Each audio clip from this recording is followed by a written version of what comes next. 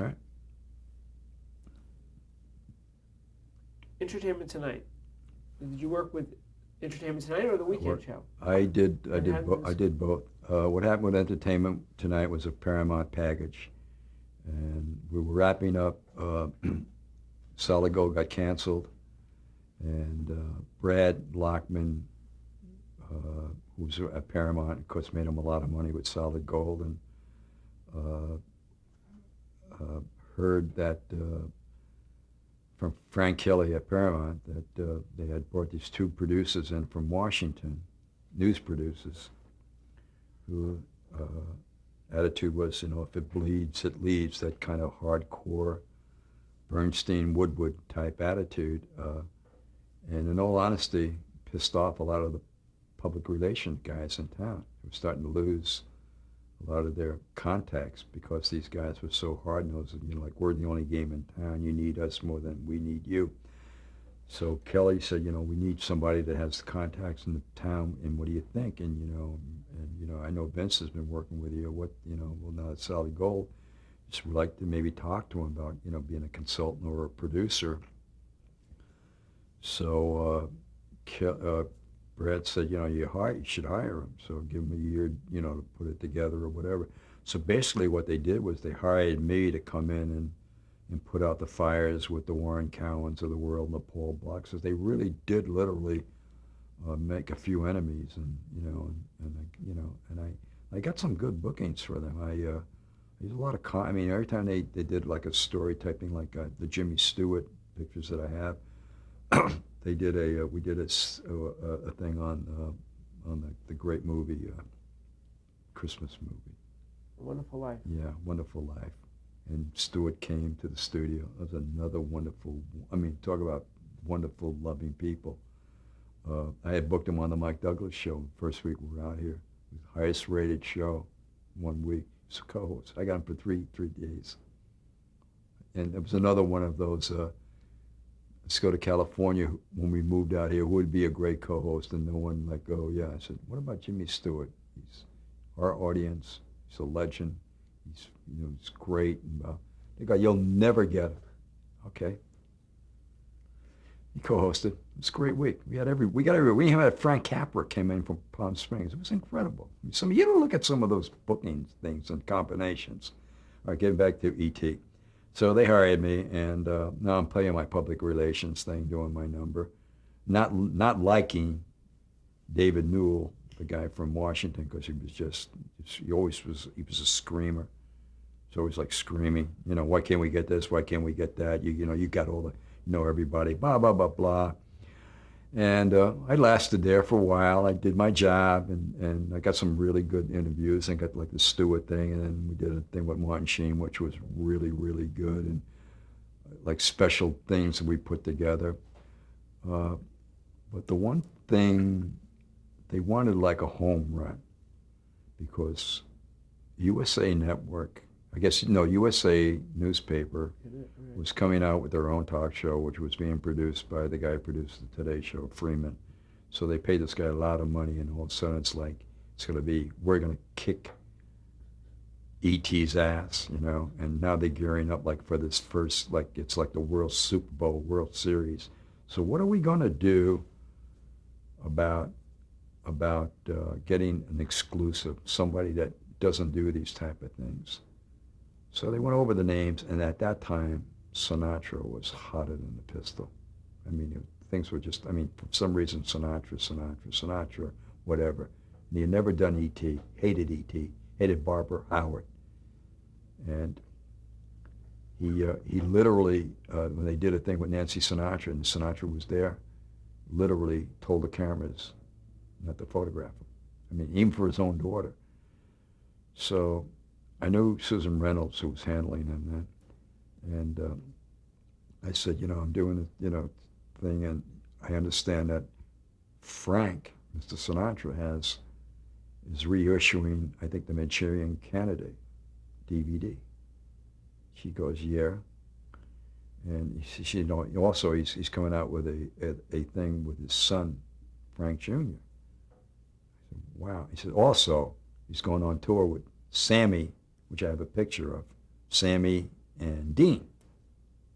Oh, okay. So I said, well, she said, where are you working now? So I'm at Entertainment Tonight. She goes, oh, he hates that show. He hates CT. Blah, blah, blah, blah. I go, how could we do this? Now, all these guys are knowing all this is happening. You, Newell, and this other guy, Jim Van Essel was a nice guy. I liked him, his partner. And now I'm thinking, Sinatra. Now they're now hopping me. Well, you know Susan Reynolds. You know, look what's going on. He's got, bam, he's got the... So I get this, I'm looking for opportunities, right? Now, Sinatra knows me because of Breakaway. And his story, I can tell you the story. On my first week on Breakaway, I think I told you this on the phone, I came in as the producer, and I was sitting in my audience in the office when I got a call from Lee Salters, who was then Frank Sinatra's publicist, asking me, do you have Sam Giancana, the Chicago gangster's daughter, on your show? She has a book out called The Mafia Princess. I said, Lee, I don't know. I said, I only started the job yesterday. I said, let me check and call you back. He said, because the old man that's Sinatra, is freaking out. And he said, he's saying some things about him that are not true and blah, blah, blah, blah. And he said, the guy's on a, like a vendetta right now. He said, because, everything goes so well for him and everything's got, whatever. So I go in to see the bookers and I start talking to this girl. I said, what's the bookings for the next couple? We got this woman, I happen to see the book. It's on the desk. Jesus. I said, did you book her? He goes, yeah, she's a great booker. She's going to talk about Frank Sinatra being a gangster. I said, no, you're going to be talking about Frank Sinatra being a gangster. She said, why not? I said, because we're not going to book her. She said, don't tell me. She said, I was booked with you. I said, no, I'm telling you right now. Cancel her or else I'll cancel her. She said, well, I'm not canceling her. I said, okay, give me the number. Give me the person. I don't, maybe somebody ever. And so I go in the office. I called, I happen to know the publicist, and I told her, I said, look, I'm going to be very honest with you. I'm taking over the show. And in all sincerity, I have a relationship with the Sinatra family going back to the Ed Sullivan days, where I booked Nancy, I booked Frank Jr., I did a celebrity tennis tournament on John Davidson with Mrs. Sinatra and with the priests on a Barbara Sinatra children's thing in Palm Springs. I said, in all sincerity, Sinatra's always been nice to me. Julie Rizzo respects me and likes me.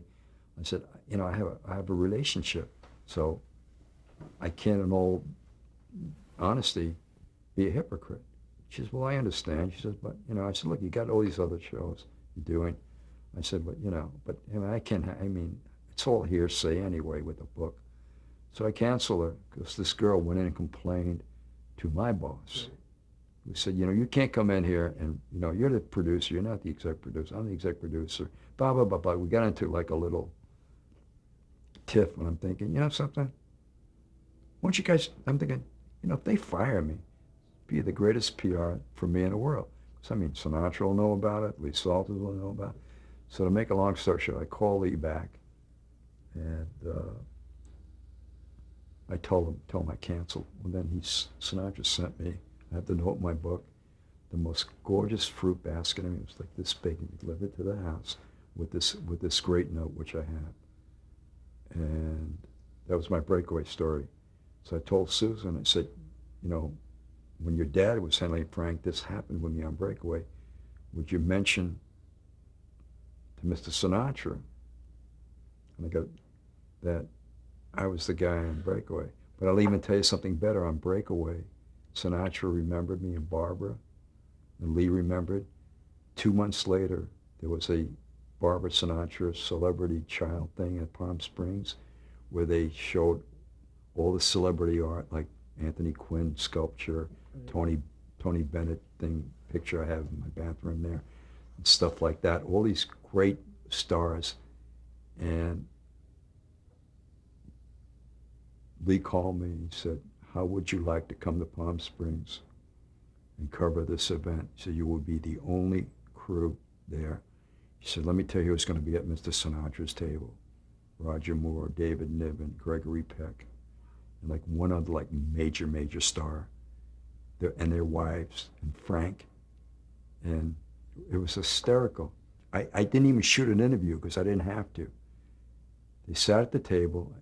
Lee brought me over and said, Frank, this is the guy. So, yeah, I got, like he thinks he remembers you. And he said, what do you need? What do you want to do? Do you want to, And it was so great that Barbara, because everything was scattered all over the place, had us come an hour earlier and took all the stuff that we wanted to shoot, like Tony Bennett's picture, Eddie Quinn, and lined it all up for us so we can light it and just do it.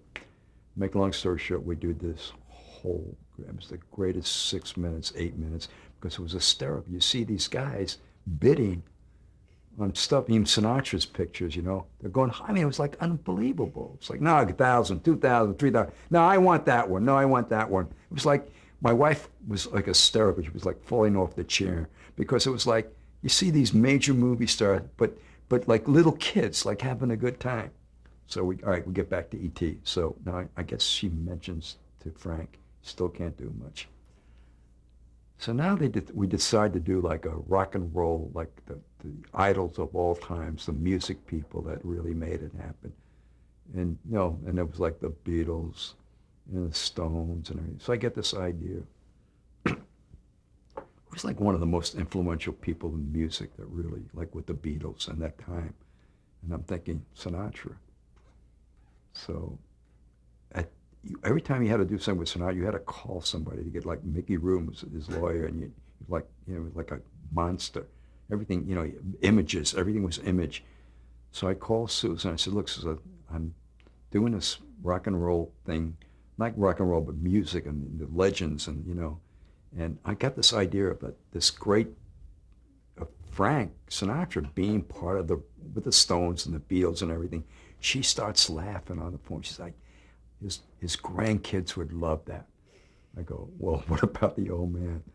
So she calls him on the other phone, and she tells him about it. Now he's laughing, and he says, well, ask him what clip does he want to use. And I'm saying, well, Mr. Sinatra, tell Mr. Sinatra, I want to use the clip of him in the white tux with the whole MGM thing when he does that one MGM thing, and when he was like gorgeous in the hair.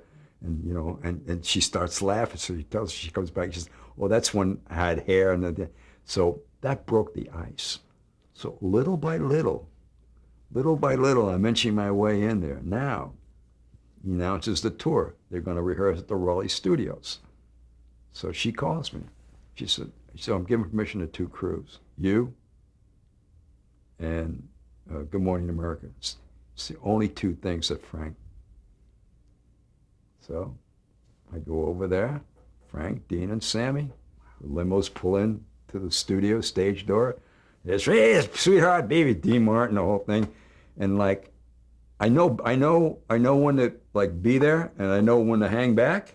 Okay, so I'm hanging back, having a cup of coffee, watching it all happen, waiting to get the yeses. And I'm standing there, now realizing I'm near the coffee machine and everything else. Who's walking towards me? Jilly and Frank.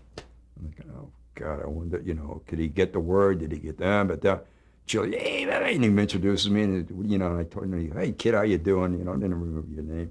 So I had the exclusive on Frank, Dean, and Sammy's rehearsal. Okay, shot like maybe 3 minutes and used that. Of course, they ran it like to death, broke it up and everything. Okay, I'm leaving now. E.T. This is going to be it for me. I mean, like I think I was doing either Sajak, like I said, or Arsenio. So now the coup happens. All right. Barb, get a call from Susan. We're releasing the DVD, blah blah blah, and his tape. And I mentioned to Mr. Sinatra that we should do some press, and I told E.T. and the good news is that he would love to do it with Frank Jr., but we have some perimeters. I said, what are the perimeters? Well, first of all, he's going to be in Atlantic City at the at Bally's. First of all, I mean, when it's being released. can you have a crew? I said, we have a crew in New York. And he goes, well, fine. He said, but here are the perimeters. Frank Jr. and Mr. Sinatra have never talked about the kidnapping. And we will not talk about the kidnapping. We will not talk about anything personal. We'll talk about the DVD. We'll talk about bomb, bomb, bomb. So I go to Newell and Van Nessel and this other guy who was a producer there who was really had an attitude. And I said, here's the deal. I got them both to confirm this. Well, they went crazy. They went nuts.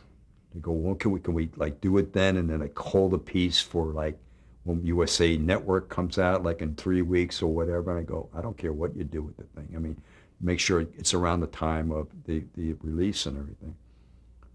So I said, but make sure we're going to do this. In fact, we're going to send you back there. I mean, that's part of the, they said they want me, she wants me there to do this thing with, you know, he wants to see a familiar face. And I'm the familiar. He said, well, we think so much of it, we're going to fly Mary Hart to New York and do it because she wants to do it. Of course, Mary Hart told everybody that she got the booking like later on. So I had a list of questions because Susan wanted to see him. So I was staying at one hotel or whatever. Well, make a long story short, I had to be set up an hour ahead of time because if he went on at 8:10, just a minute at the hotel. So if he decides like at 7:45 to walk down with Frank Jr., I had to be ready to put him in a chair, mic him. We had 10 minutes, out. I said, fine. What happened was, I showed her a list of questions. Unbeknownst to me, and I know they lied to me, they gave her another list of questions. She had questions that I never saw before. Of course, the first question was, all right, what it's going to be. So now she's late getting there. The limo coming from, she went from, flew into New York and did the show that day and then came down. All of a sudden, I see Susan walk out. She comes out. She says, 5 minutes, we're on our way down. We're running a little late. 8:10, he's got to be on stage. So it's now 7:50. So it gives me like 10 minutes, maybe to ask like 3 questions, maybe, or whatever, just to get him on tape. We mic him, do the whole thing. First question out of her mouth is about the kidnapping. I saw my whole life flash in front of me. And I was thinking, oh, God. But I got to tell you, the guy really handled it well. I mean, I got the plugs in the whole bit. He even stayed a little bit longer. Thanked me. Frank Jr. thanked me, hugged me, blah, blah, blah, blah. But that was my E.T. thing. I said, what a way to... What a way to go out. Yeah, what a way to go out, It's just so strange. Now, I could say who's bigger than Frank, but for the last, few years with the AFI, you've booked every big name interviewed. Tell us about your involvement with the AFI and these specials. I got involved with the AFI, which I was in...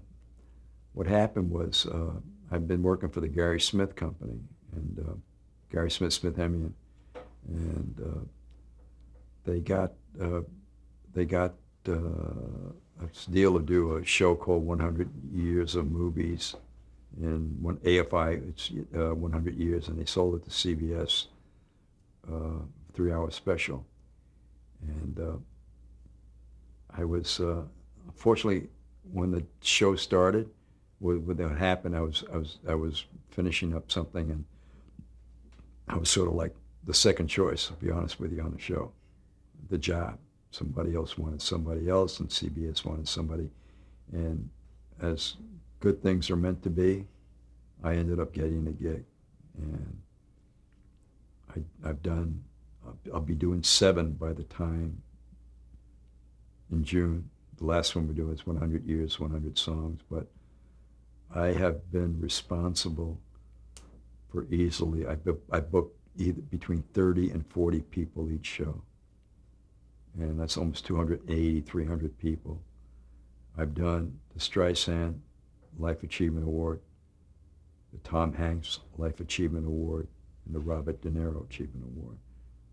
I don't want to jinx myself. There's a possibility I may be doing Meryl Streep, but I have not gotten a definite offer yet. I've booked everyone from... the only one that we had a problem with was Tom Cruise. I had Tom Cruise booked. We did an interview, and he didn't like his interview, so we weren't allowed to air it. But every other big name you can name, we booked. I mean, from Harrison Ford. I mean, Kevin Costner when he was, Dance with the Wolves and stuff like that. But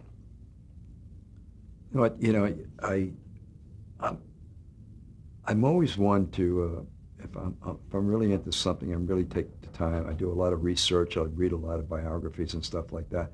Like with Costner, I knew Costner loved Stephen McQueen. Fortunately, he wasn't one of the 50 major stars. That I couldn't understand that in the voting. But he asked me when I talked to his publicist, says, well, Kevin will do Steve McQueen. I said, but guy's not on the list. He said, oh, God. I said, but I'll tell you what we can do. We can have him talk about Stephen McQueen. And even if he isn't on the list, I said, we could even show a picture of him. So what we did was, a lot of times, like when we did 100 movies, 100 whatever, say we did Kevin Costner, we showed a Dance with Wolves poster. Whatever he was associated, or with, like with Rod Steiger, we did On the Waterfront. Anything associated with the Robert Wise was The Sound of Music and West Side Story. So I convinced Gary that we should have this picture of Steve McQueen behind Kevin Costner. And Kevin Costner said, fine, I'll do it that way. And I will talk about it. I'll say what an injustice it was that he wasn't on the thing. But we did get him to do the show, which was what, quote, the bottom line. Vince, you said 45, we're going on 45 years? Yeah. There can't be one memorable moment. I mean, talk about it. The Beatles. To my day, Tombstone, whatever, it will be the Beatles. Now that I realize it years later, it will be. Not talk about. I mean, it's my satisfaction is knowing that I was instrumental in someone's life and doing something good for them. Like Diana Ross will say, you remembered all these things, and people.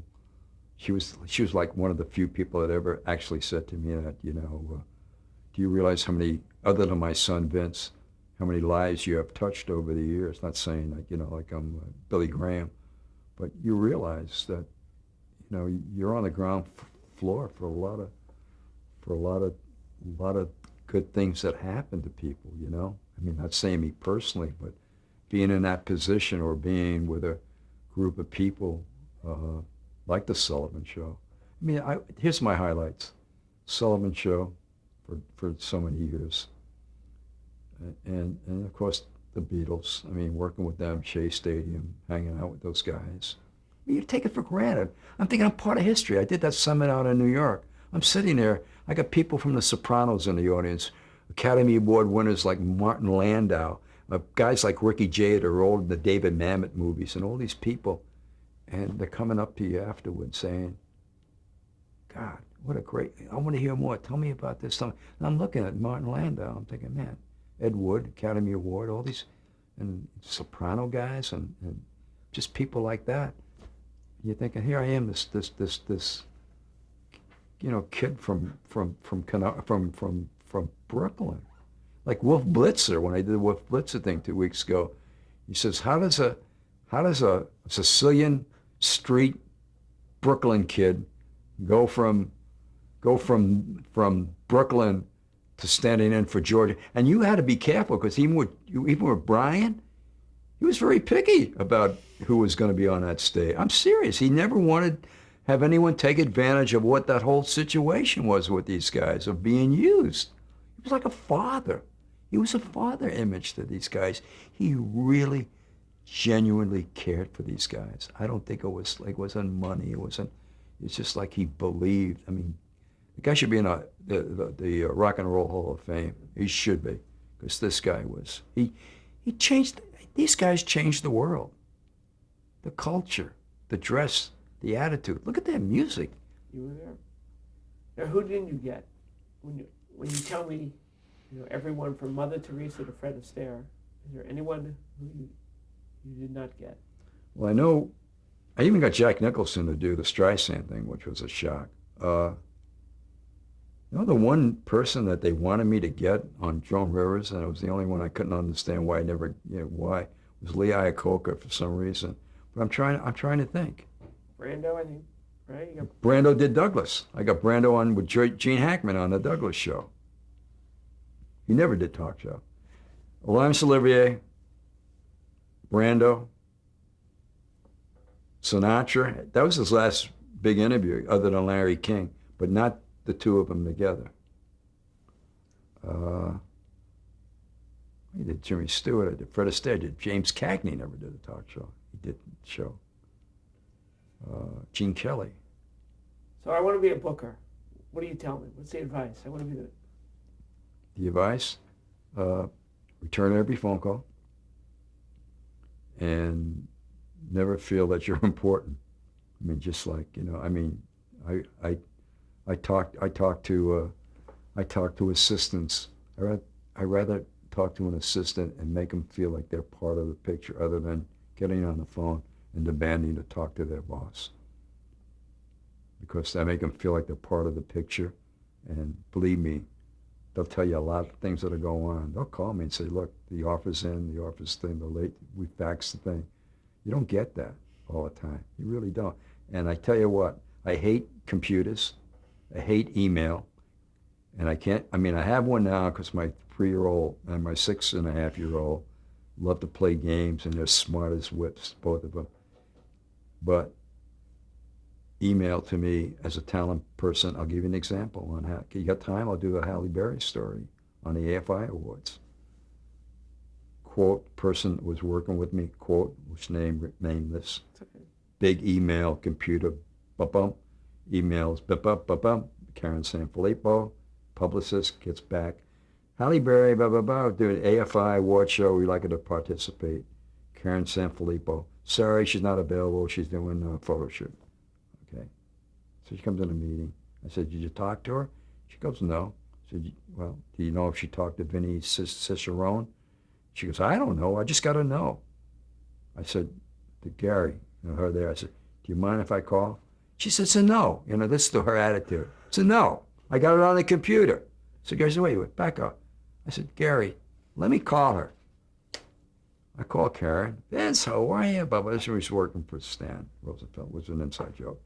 And I said, how you doing? I said, look, this AFI thing? She said, yeah, she's doing this thing. I said, no.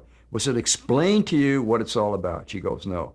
Well, we have 6 movies in a category, and Monster Ball is one of them. Do you know that? She goes, no. I said, do you realize that Jeffrey Katzenberg is going to get up and talk about Shrek? She goes, Jeffrey Katzenberg? No. Then I named somebody else, some big star that's going to talk about their movie. And she goes, no. So let me tell you something. Buzz about her with this Monsters Ball and the whole thing. Here's my thought. She gets up at the table, 1,000 people in the room, 900 people from their Academy Award members or whatever. So she gets up, talks about Monsters Ball. We show these clips, and then everyone's going to think that, hey, it's this great person with this great body, blah, blah, blah, blah. I said, she's an actress. We're going to put together a montage of clips, and she'll introduce the clip like these other people will for the other 5 movies. Punchline? Academy Award. Academy Award. Punchline was Academy Award. Change